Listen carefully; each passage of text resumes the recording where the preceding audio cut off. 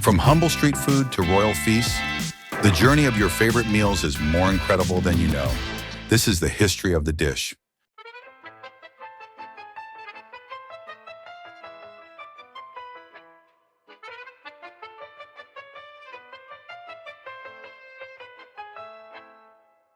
Beurre Monté French, for melted butter, is a classic French sauce technique where butter is emulsified into a small amount of water or other liquid, creating a smooth, velvety sauce.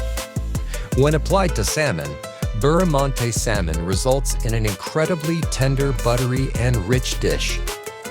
Beurre Monté stems from French haute cuisine, where butter-based sauces like beurre blanc were refined in the 19th and early 20th centuries. The technique gained prominence in upscale restaurants as chefs sought ways to gently cook proteins while infusing them with rich flavor. Fatty fish like salmon benefit from this method, as the butter emulsion keeps the fish moist while enhancing its natural richness. The butter emulsion prevents the salmon from drying out. The butter can be infused with herbs, citrus, or spices for added depth. Works for both poaching and finishing sous vide salmon.